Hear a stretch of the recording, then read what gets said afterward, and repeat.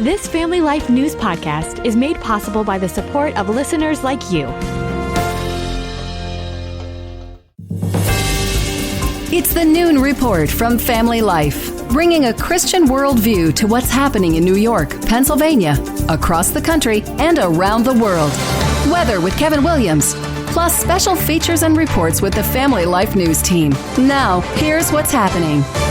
Good afternoon and welcome to the broadcast. I'm Family Life News anchor Sarah Harnish. Shutting down the House floor. It is a story the White House cannot shake.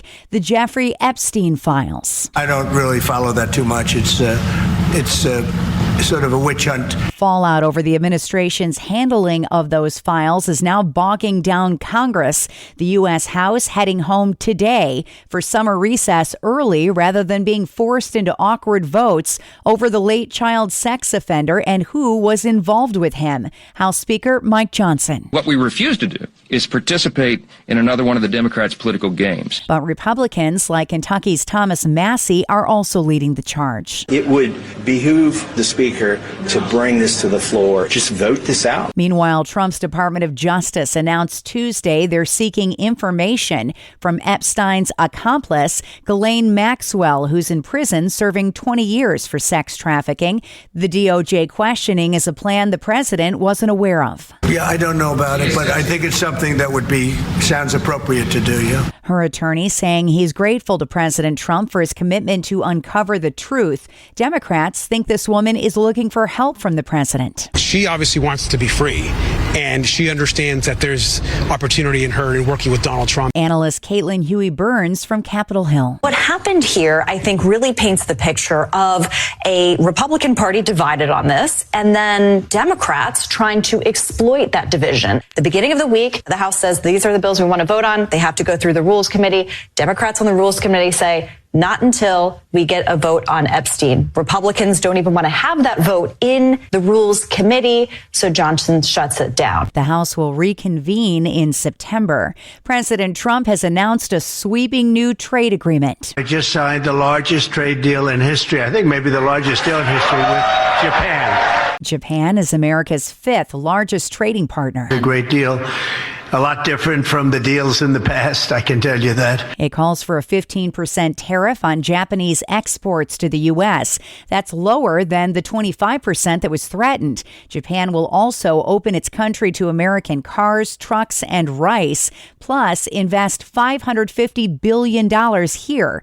As for a trade agreement with China, nothing yet. CBS's Kelly O'Grady says that's a slower go. There's so much back and forth here. Yes, there is that August 12th deadline, but there's so many complexities to be worked out when it comes to chips, to the tariff rate. And we also know even when you have a framework of a deal, things tend to change very quickly. It took over a couple years last time to get a deal done. The White House says it's reached framework agreements with Britain, Vietnam, the Philippines, and Indonesia. There has been another huge victory in the battle to protect sports, this time in the Olympics. CBS reporter Matt Piper. The U.S. Olympic and Paralympic Committee says it is banning transgender women from competing in women's sports. The policy update does not use the word transgender, but says it will comply with President Trump's executive order on the matter. That order threatens to cut funding for organizations allowing transgender athletes in women's sports. More than 24 states have enacted laws barring transgender women and girls from participating in certain sports competitions. There's been a ripple effect across the world for the president's bravery in standing up to the LGBTQ plus movement. Countries like Australia and the UK also dialing back LGBTQ plus support.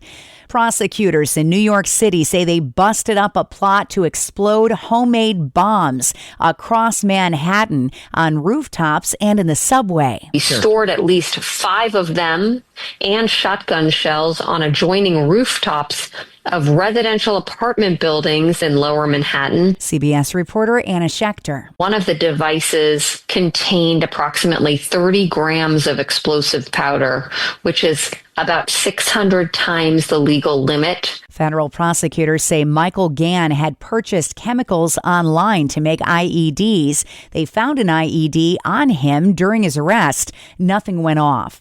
There's a court hearing today for Bryan Kohberger, the man who pled guilty to stabbing 4 University of Idaho students to death. The agreement spares him the death penalty. CBS's Jonathan Vigliotti. During the hearing later today, Kohberger has the right to speak, but he is not required to. His legal team is also under no obligation to offer an explanation for his actions. Some clarity may come as documents in the case are slowly released after the judge in the case overturned a gag order that kept hundreds of court documents previously sealed. The U.S. National Nuclear Security Administration was apparently breached by this week's hack of Microsoft's SharePoint document management software. That's the agency that maintains and designs the country's nuclear weapons. The breach didn't compromise any sensitive or classified information.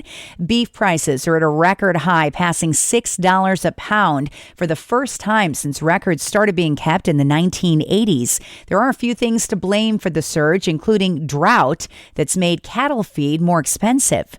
And according to Good Housekeeping, the average house has 3 laundry baskets, but universally, they're not getting used. Bree Tennis has more. According to a new study, 44% of us admit to what's known as a floor drobe. That's tossing your clothes on the floor instead of in the laundry bin. We do it mostly for the rewear factor, and more women do it than men. Psychology Today says it's okay as long as it's just 1 or 2 outfits, but more might lead to deeply disturbing insight into you. But you can always shut the door and no one will know. I'm Bree Tennis. Still to come on the Noon Report, opioid programs running out of cash. What happened to Pennsylvania's 911 services during that outage? And where do the worst drivers in Pennsylvania live? A brand new study out today. But first, weather with Kevin Williams. Well, good afternoon. I'm Kevin Williams, a winner of a Wednesday upon us weather-wise, but changes are coming.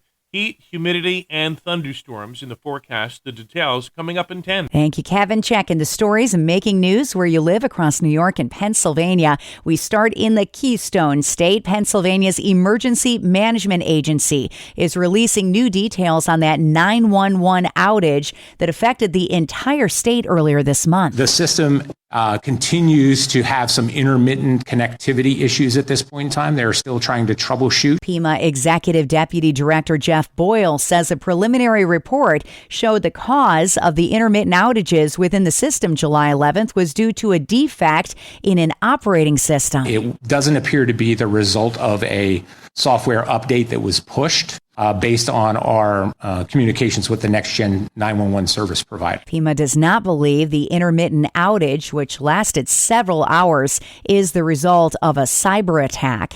The Opioid Funding Board for the Empire State had some infighting on Tuesday on how to navigate the spending cuts by the Trump administration. It's now facing a $750 million budget gap. We need to have the discussion and vote on a process so we could say clearly this is what the board is thinking. Lots of back and forth yesterday on how to keep opioid programs running statewide. So I think it's really important that the board comes to an agreement on whether they recommend that or not. The cutback's not sitting well as the state and members of the Opioid Advisory Board sparred. It's just simply unwise to reduce the funding to the AIDS Institute and to the Drug User Health Hub when they are at the vanguard of meeting the needs at the community. The board does get cash from opioid company settlements in court, but there's dispute on where that should go to. No More Police, an LGBTQ plus group, is objecting to increased police patrols in Buffalo to help protect the community. Activist Mike Farrow sat down with WBEN. Why do you feel that way? Well, it's not a feeling. It's a result of the history of policing within the LGBTQ community. We know that that there's been there's history behind it. I mean, from very Stonewall Nation, it was Mickey's Stonewall was about the police. criminalizing the lives of LGBTQ people. Farrow citing an example in 1978 where a black gay man was unfairly arrested in Front Park in Buffalo. U.S. gasoline prices could fall below $3 a gallon soon for the first time in over 4 years. Data from AAA shows the national average as of Tuesday was $3.14 a gallon. That's down from $3.21 a month ago. Some states in the South are already under the $3 line. Reuters calls it a boon for Americans traveling this summer. New York gas is averaging $3.17 a gallon. It's $3.22 a gallon in Pennsylvania.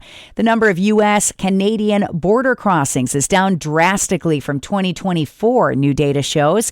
Travel dropping in both directions this summer. A release from the National Statistical Office of Canada shows the number of travelers is down by about a third. On the U.S. side, based on data from the Niagara Falls Bridge Commission in the month of June, there were about 90,000 vehicles Canada-bound. That's down 16%.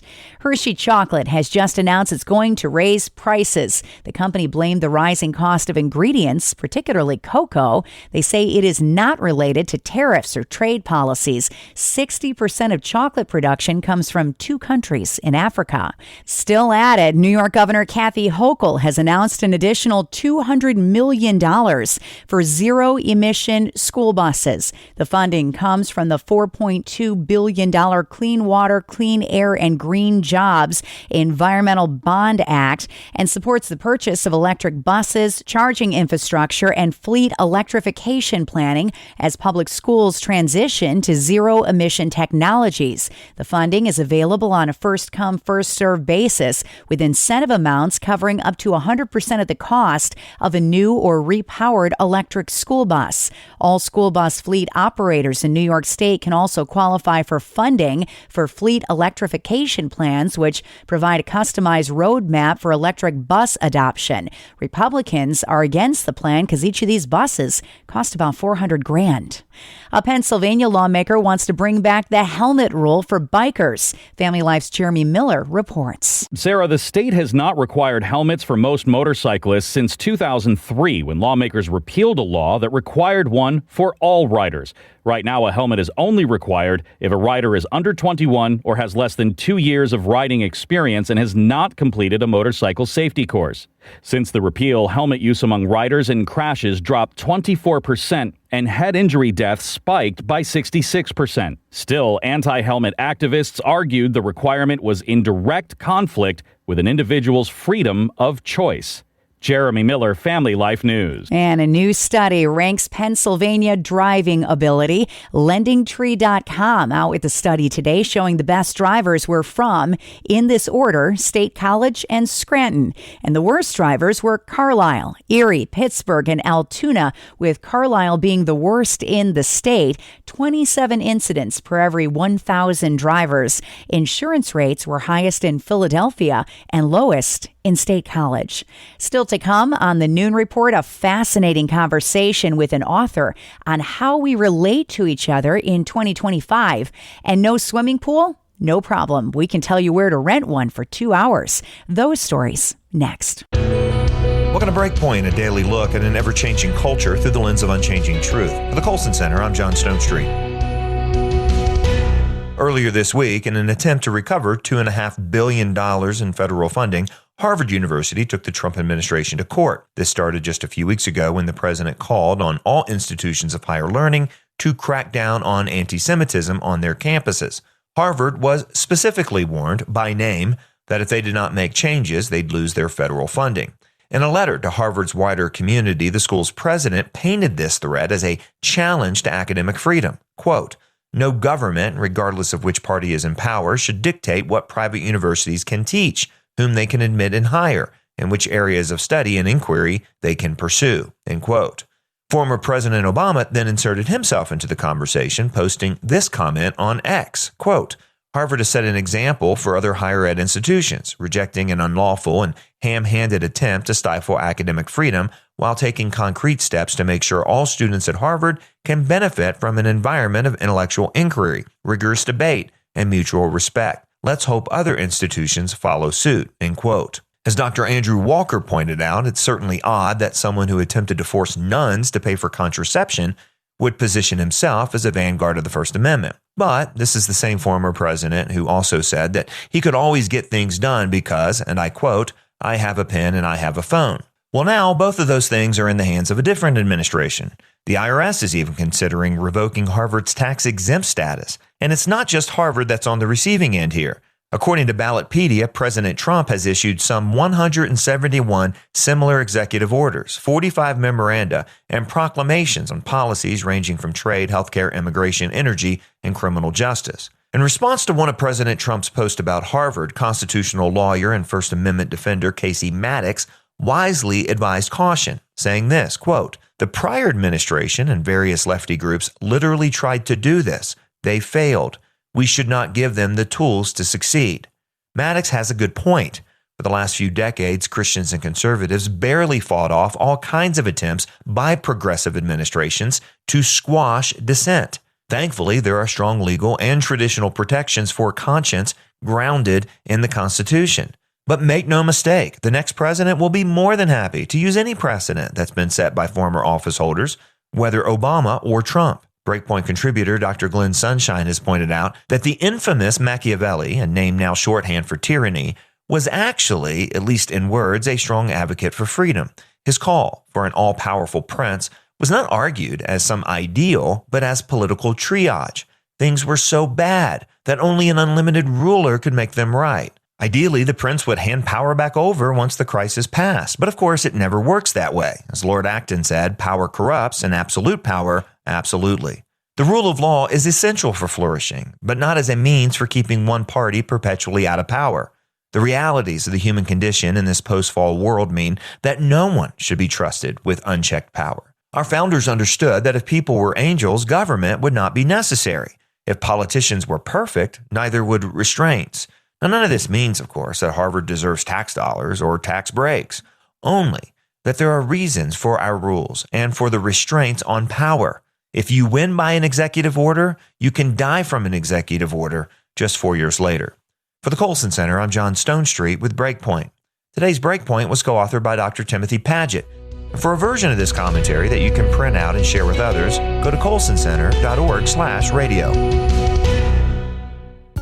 Good afternoon. Here is your Family Life regional weather forecast. Plenty of sunshine, delightful, warmer than it's been, but still not humid. High temps 80s, dropping only back into the 60s tonight, clear.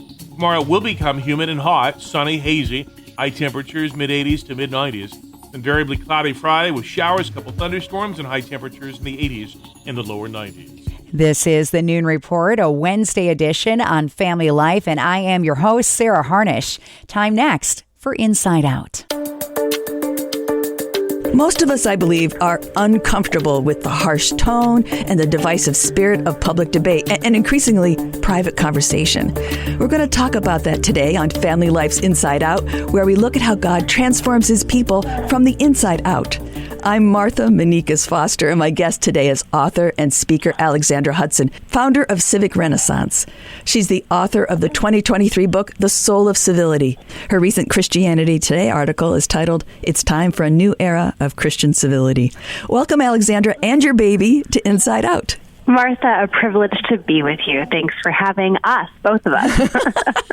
I'm excited about hearing the little cooing sounds in the background. So Alexandra, just as a baseline, how would you characterize the way we relate to each other in 2025? And if Christian civility would help improve things, could you break that down for us? What is Christian civility? What makes it Christian?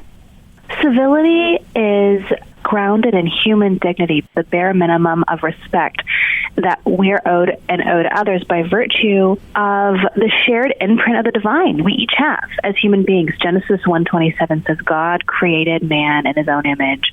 In the image of God, he created them, male and female. He created them. We each have an irreducible moral worth by virtue of our common humanity and our shared dignity. It's not just about manners and politeness and niceness and knowing which fork to use. It's about personhood. And that is, I think, the crisis that we face today. It's a crisis of failing to see people as they really are, a crisis of dehumanization. Yes. So people are worthy of respect simply by being. Is that fair? That's exactly correct. That is exact. And we are too. Yes. It's not, civility is a mutual reciprocal duty. It's not just what we owe others, it's what we are owed. And sometimes that means standing up for ourselves. Yes. And saying, I deserve better, calling someone out, saying, that was not an appropriate way for you to speak to me or treat me. It sounds a lot like the hard work of intentional peacemaking. So saying that I hear you, but there's a line here.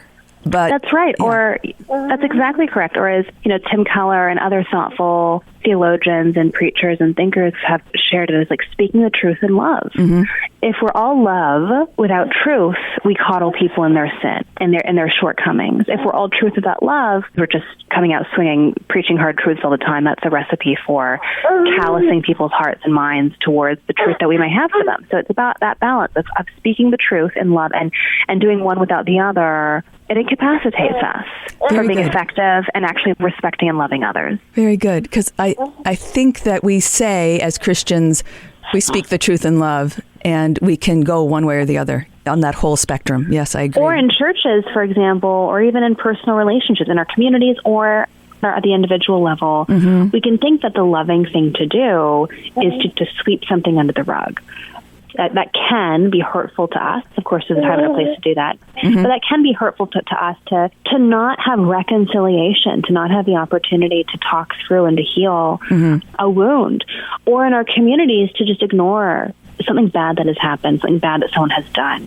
Just to focus on peacemaking at the expense of actual restitution and truth-telling and reconciliation, which requires confronting difficult conversations.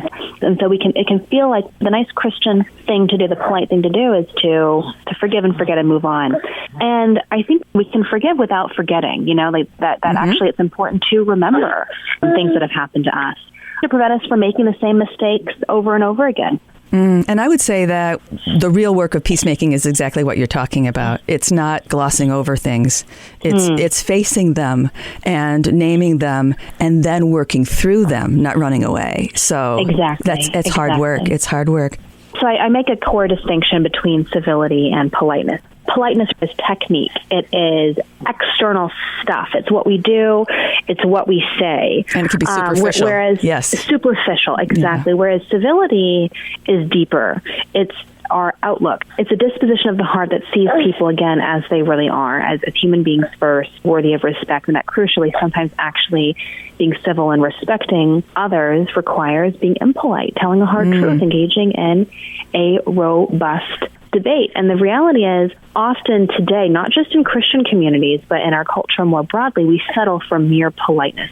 Too often we're content with just the superficial correctness of things without sufficient attention to why we're doing things. Yeah, and I would say that there are some times when we've become inured to the difficult things that we say without recognizing that there's another person on the other side, and we might leave it at the harshness without talking about the love part, So that's right. I wonder about the role of us surrendering to the Spirit of God, who can do more than we can do just by clenching our fists and say, I'm going to do better. But let me first reset our conversation and we can talk about that. So if you're just joining us, you're listening to Inside Out on Family Life. I'm talking today with author and speaker Alexandra Hudson, founder of Civic Renaissance. Her recent Christianity Today article is titled, It's Time for a New Era of Christian Civility. So Alexandra, for people who've been nodding their heads when they hear you speak, people who see the need and want to help change the tone of debate and conversation, individual and public, what are the first steps you recommend they take, and where does a faith in Jesus Christ fit into that? Part of my story is that I lived and worked in Washington, D.C. I was in federal government. I was at the United States Department of Education, or I guess the agency formerly known as the United States Department of Education. And that was an experience that was so disheartening. It galvanized me. And I left Washington, fled to the Midwest, and I came to appreciate the role of everyday actions, everyday conduct of common grace to sow seeds of joy and life and light in an era of darkness and despair. And I think we underappreciate the power that our everyday actions have to rebuild trust. That it's really easy to blame, it's easy to point fingers, and it's easy to want to tinker with policy or law or institutions. But I think that we each have way more power to be a part of the solution in our everyday, way more power than we realize. So what would be some simple everyday things? I'm thinking about the ways in which we greet people or the ways in which we perhaps pay for the person behind us in a drive-through. But you must have some other ways that you're thinking about. Absolutely. It starts with, even something simple like knowing your neighbor and caring for your neighbor. Uh-huh. There are useful reasons to know your neighbors, but it's good for its own sake. Even if you can, being proactive about caring for them. If you can, welcome people into your home, into your life, onto your front porch. Part of my story is that when I fled Washington, I moved to the Midwest. One of our first friends here, she was a woman who came up to me after church one day, and she said, "Hi, I'm Joanna Taft. Would you like to porch with us sometime?" To porch. And I had never heard the word porch used as a verb before. Exactly. But I was curious. And so we went to her front porch that afternoon, and Joanna was staging a quiet revolution against our undivided status quo. She had curated people across race, gender, politics, geography, not to have a structured dialogue across difference, but just to be people in a shared space and to be human beings first in a world that wants us to assign value to these, often artificial identity markers and labels. It was so refreshing. It was an oasis from the division. And I realized there was something subversive to what she was doing. She was saying, I can't control what's happening in Washington. I can't even control what's happening down the street at City Hall, but I can control myself. And I am choosing to make my community better and more beautiful. One porch at a time. Where I am. Yes, from one porch, exactly. And Martha, I've been in 60 plus cities in 5 countries over the last year and a half since my book came out. With my kids, with 2 and now 3 children in tow. And I've seen people across the world who are doing this, from their front docks, from their stoops, from their living rooms with supper clubs, on their front lawns. Like, it's not even about the porch. The porch is just an expression of living a life with the disposition of civility, seeking out the outsider, transforming them into the insider and into the friend. And that is small, but it's radical. It is transformative. And it's within our power. It's something we can do. It absolutely is. And it is at 1,000% an act of faith, because we will never see this side of eternity the good that these small, thankless acts might do. But they have cumulative power. And I'm trying to train my children. How do we proactively look for ways to brighten people's day? Not just teaching them that, but living that. I want my kids to see me, doing that, leaving people better off after encountering me than not. And I do that so imperfectly. I'll be the first one to share. It just feels so easy to go through life with a utilitarian mindset. Let's just get from point A to point B. Let's just get to the grocery store with our list in front of us and not really pay attention to the people around us. But we can sow seeds of light and joy. That's author Alexandra Hudson for this week's edition of Inside Out. And this is the Noon Report on Family Life. Let's get one last check of weather. Good afternoon. Here is your Family Life regional weather forecast. We certainly have a fine day underway. High pressure still very much in control of our weather. But it is warmer than it's been, and that trend continues tomorrow ahead of a front that'll also tap into moisture to produce a hot, humid day tomorrow. Some showers and rumbles then as that front nears on Friday. The call for this afternoon, though, plenty of sunshine, delightful, warmer than it's been, but still not humid. High temps 80s, dropping only back into the 60s tonight, clear. Tomorrow will become humid and hot, sunny, hazy, high temperatures mid-80s to mid-90s. Invariably cloudy Friday with showers, couple thunderstorms, and high temperatures in the 80s and the lower 90s. All right, Kevin, finally at noon, picking a paradise. Can't afford a swimming pool? No problem. Just borrow one. There's a new business called Swimply that allows you to rent a backyard for a gathering. It includes a swimming pool. People ask me, Jake, how'd you get a pool like that? Well, this is not my pool. The site features thousands of prime pool setups in 150 cities, all available for rent by the hour from $30 to $250. Many of those pools able to accommodate up to 20 people. Joanna Clater lives in New Jersey with many children. Instead of heading to the public pool, she just rents one. Would you rather go to where it's crowded or would you rather go where it's private? Founder Bundum Laskin. You call it the Airbnb for pools. Is that a fair characterization? I think that's what we've been called. I think the biggest difference is that Swimply serves the locals. It's for the community, by the community. The platform has grown into a summer swimming sensation, catering to everything from mermaid meetups for kids' birthdays to pools that are pet-friendly. The latest trend on Swimply, and certainly the cutest ones, is the dog families that now come to Swimply. Since 2022, the number of cities offering Swimply has jumped 400%, with the number of pools doubling to 15,000 in just the last year. The average booking, 2 hours long and 8 people. It comes as inflation has put a premium on value-based summer options. But now you can rent a pool and more. Pools, cabanas, spa, fitness. It's a backyard breakthrough. And that's the world that we live in for Wednesday, the 23rd of July. I'm Sarah Harnish, and this is Family Life News. You've been listening to The Noon Report, heard weekdays on Family Life. Thank you for listening.